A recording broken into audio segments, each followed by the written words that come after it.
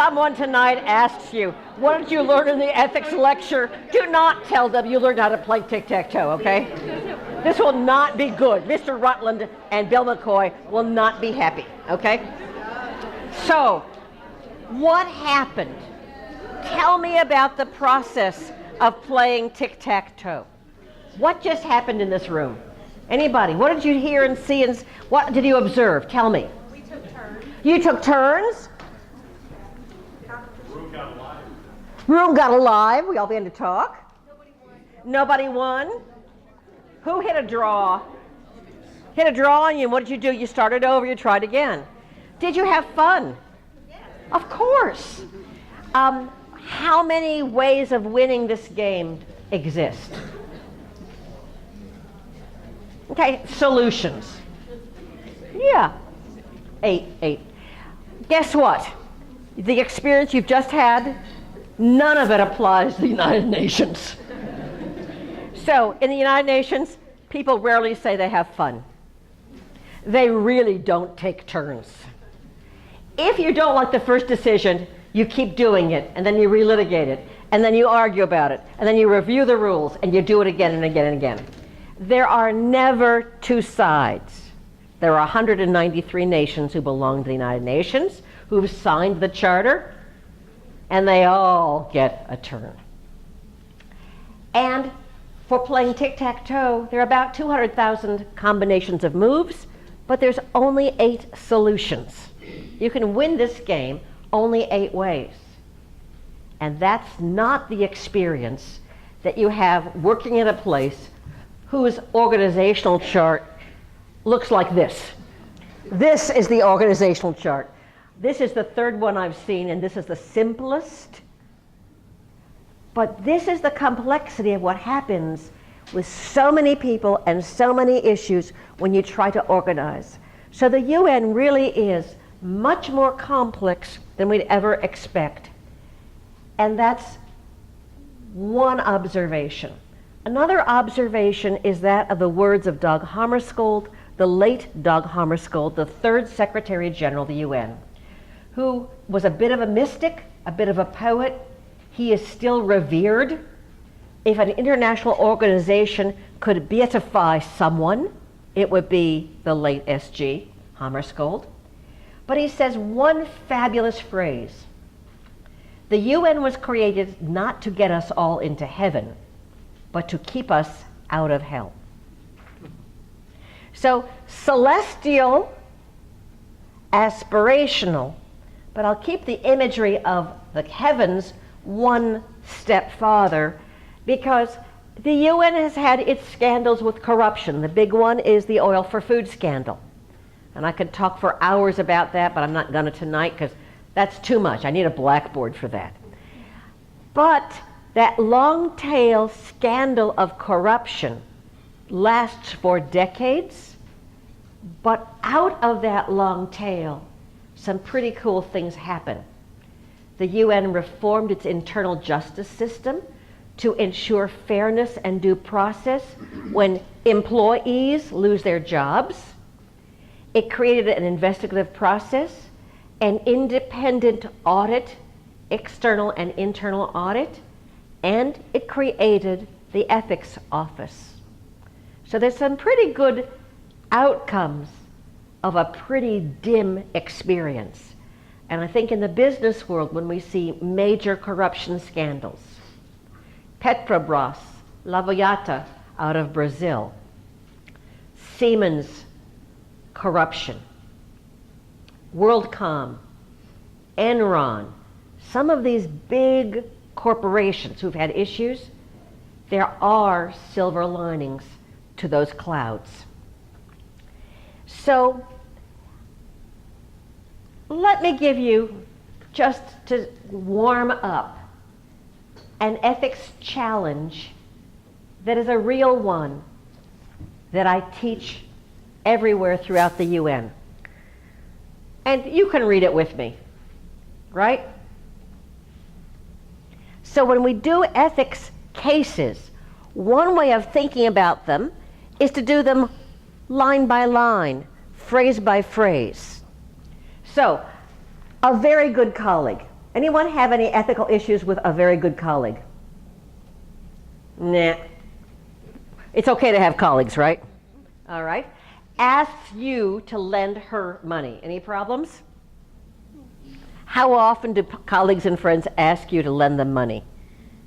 Never? You're not like every other student I know. How about on this side? Anyone ever ask you to lend them money? Yeah, come on. Yeah. I haven't gotten paid. I forgot my wallet. Can you pick up this round? I get it. Lots of money. Okay, now this is generational. What's lots of money for you, Jennifer? Well, I don't know. I mean, depends on what I want to buy. A friend asks you to lend her lots of money. What for you is lots of money? It would be maybe $1,000. Maybe $1,000. What's lots of money? $100. $100. What's lots of money? I'll go with 1,000. 1,000. I was in one group who said 2,000 and no one blinked an eye. I thought, I don't know where you are coming from. That was pretty impressive. But just until next Friday. Any ethical issues just until next Friday? Time certain, it's okay. And follows you into the employee or the workplace or the student union cafeteria, loudly repeating her request. Is anyone getting itchy ethically? Promising to tell everyone what a generous person you are. Ooh, all of a sudden we feel like we're in kind of an ethically uncertain area, right? Tell me why are we itchy? What gets us kind of, I'm not sure I like this. They're like bragging about you just so you'll give it to them. She's bragging about me out loud to everyone else to put pressure on me to lend money. Anyone else, what makes it itchy? Somebody in the middle of this row. Anyone in the middle of this row want to help me out? What makes it itchy? Anybody? The fact that she's following you. Ah! What does that tell us? That she knows what she wants to do with it, and it may not be good or bad, so you don't really know her intention. Right. Or his intention. But it's the idea of being followed. Are some tactics being used that feel inappropriate to get me to yes? When you negotiate, do you follow the person up close that you're trying to negotiate with to get them to agree with you? No, it doesn't seem right, and that doesn't seem right around the globe. What kind of ethical issue is this? Is this an ethical issue, or is this just an interpersonal problem? Ooh, what do you think? Depends on the situation. Okay, depends on the situation. What would we need to know? What the money's for. What the money's for. Someone asks that, would you lend them $1,000? Do you ask, what are you going to use it for? Maybe, maybe not. You don't get the body language I'm getting. I'm not so sure here.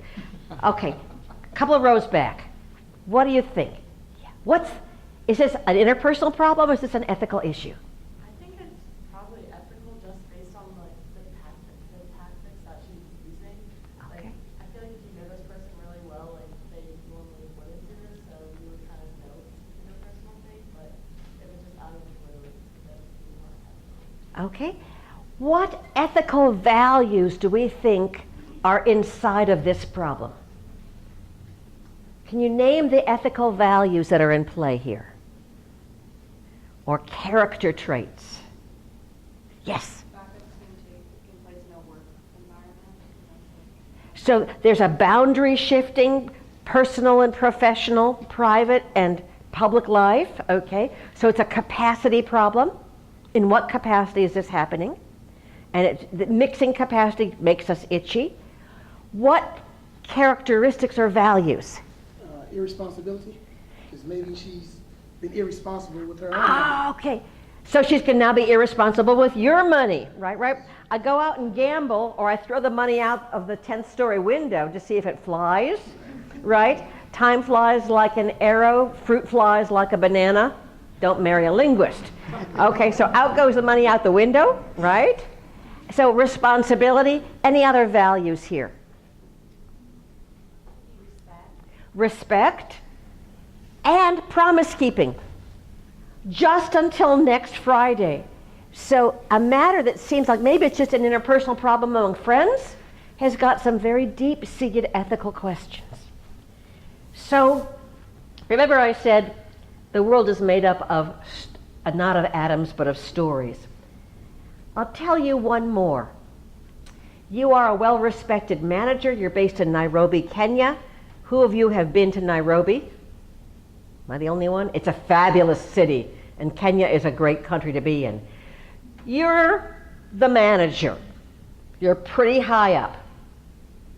Your most promising supervisor is an ordained minister in a proselytizing evangelical church. Now, you as the boss have approved his outside church-related activities according to your own rules. And those generally are not on organizational time, don't use our computers or resources, don't mix public and private, professional and personal, the capacity question. And it's got to be of limited duration because you're really being paid to do a good job for us. Employees that work to the supervisor comment that he starts all meetings with devotions and prayers. He displays biblical imagery and quotes in his office, and he is extremely well connected politically, both in Kenya and in his own country, which is not Kenya. What do? You are the manager. Oh, is that tough? This is where almost everyone says, could you look at somebody else? Because I want it. So we're going to make it easier. We're going to show you how we did the line by line. Where did you get itchy? What are the most important facts in this problem? Tell me what they are. Anybody? What's the most important facts? He's doing this in the workplace. Doing it in the workplace? What else? That he could be, like, he's well connected politically. Well connected politically, maybe I need that? Yes, I see a hand. He's your most promising supervisor. This is someone who's really important, promising. I need to depend on him. Yes. Employees have brought it to your attention. Employees are concerned because when you're the boss over the boss, nobody talks to you unless it's a really big problem. Because I say, oh, he doesn't want to know about it, she's too busy. So they thought big enough of you, and it's a big enough problem they speak up to it. Any other facts that you think are important? He's not from Kenya. He's not from Kenya, okay, and? Well, if you approve the church-related activities, aren't you partially responsible for encouraging it? Fabulous issue. So we looked at the facts, and now we have to say what problems we have to solve. What are the issues? So the stakeholders are pretty straightforward. You're the manager, the immediate supervisor, the employee who is the ordained minister, employees who report to that person. So your stakeholders are pretty easy to identify. But the first issue is who's responsible if you have approved this outside activity. Do you share responsibility for the situation in the office? Great question. Other questions we need to ask. What else do you see? What other ethical questions do we want to think about here? In other words, pardon? There are other religions. There are other religions, and by engaging in imagery, devotions in the office, etc., are we disrespecting some religions and promoting one religion? Are we saying to subordinate employees, believe like the boss believes, think like the boss believes? Now, you thought about facts, you thought about stakeholders, you know what problems you want to solve. Who wants to be the big boss here, and what do you do? So before you say, this is what I will do, ask yourself, what could I do? So I'm just going to go up and down. What could you do? You're the big boss. This is a nice, big, fat, nasty problem that just landed in your lap. You can't say no to it. You can't go on holiday. You can't forget that they came to you. So it's yours. What's something you could do? Try to talk to him privately about it. Talk to the manager my most promising supervisor privately. What else could you do? Like maybe pay attention to what your business rules and regulations are about this. Go back and look at the compliance questions. What are the rules and regulations? Employee handbook, code of conduct, code of ethics, policies. And you'd probably look under a policy called what? Conflict of interest. Say it out loud. Conflict of interest. Okay. What could you do? She jumped mine. What could you do? I was just gonna say talk to the promising supervisor. Okay. And what would you say? privately, Privately, and what would you say? I would tell him to keep his religious beliefs like outside of the work, Okay. and And? and about the employee comments and stuff. Okay. And if the supervisor says, who's been ratting on me?